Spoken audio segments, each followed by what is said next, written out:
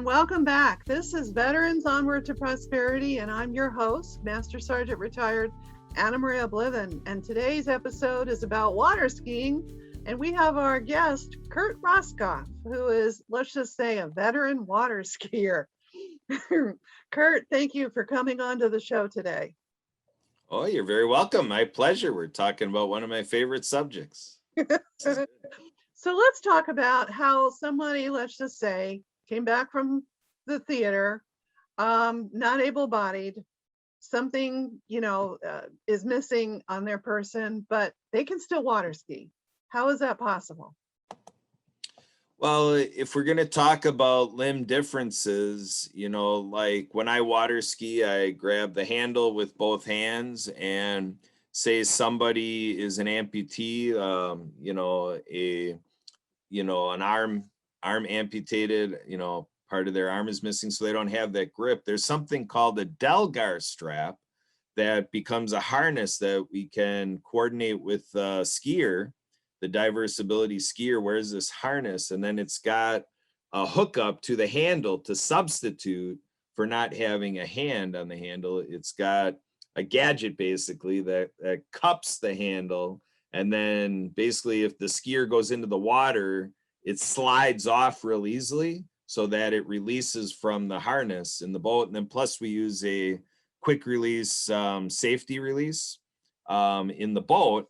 So the rope can also disconnect in the boat, that if a skier, it hits the water and they're not free from the handle, we can connect it from the end in the boat, and then everybody's safe because we just disconnected the hookup. That's good to know. So there's a safety precaution that takes place from the boat and a safety precaution with the skier. Yes, and then we also have a safety boat that is watching over the skiing take action. So if there's anything to respond to, it's almost like Baywatch, where we can kind of, come right in there and give a response with some almost like lifeguard, type of response for any assistance needed in the water. Do most water ski places have this equipment? So somebody without missing a limb, we'll be talking about the legs in a minute, but missing a hand or able to grab that grip, is that like widely used, or is that's got to be specially ordered? Well, ideally it's specially ordered and every group is outfitted with this, but in the field of getting our injured, wounded veterans water skiing, the talk is beg, borrow, and steal.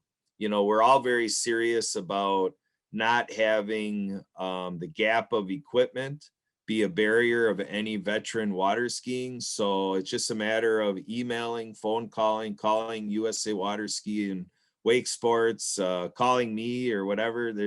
Go on Facebook.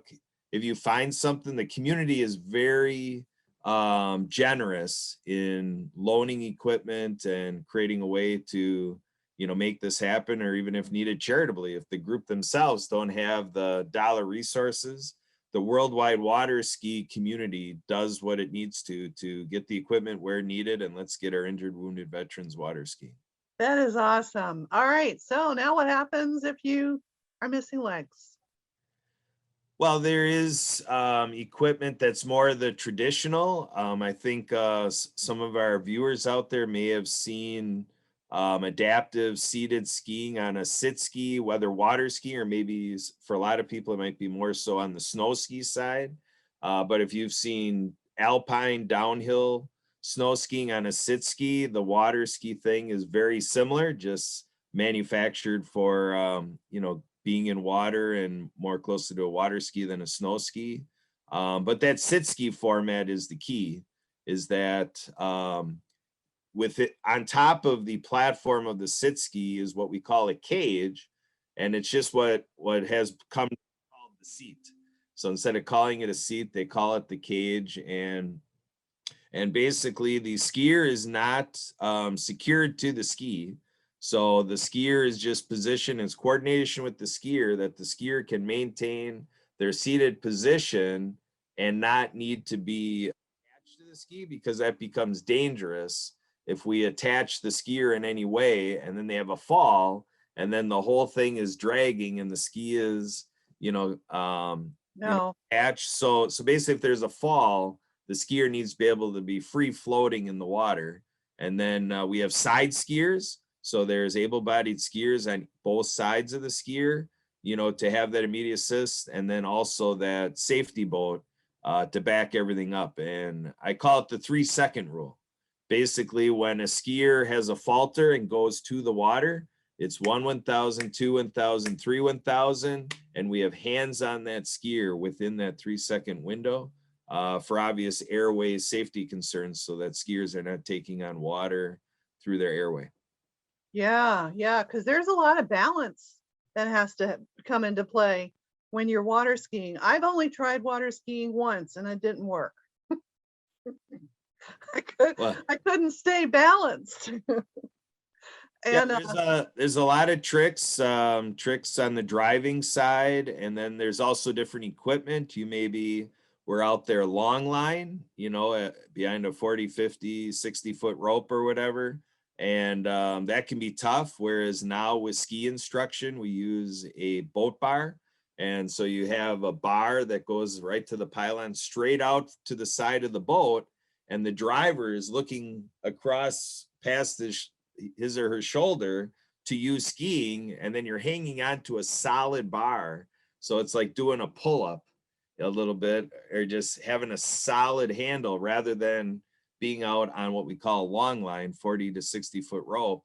And who knows where you're putting that handle. If it's a bar on the side of the boat, that's a solid reference to just learn your feet position.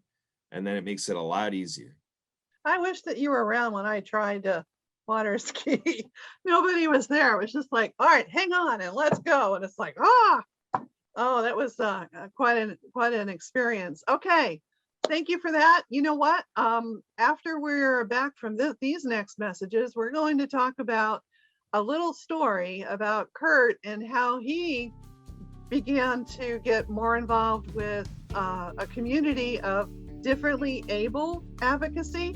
And we'll be talking about that right after these messages.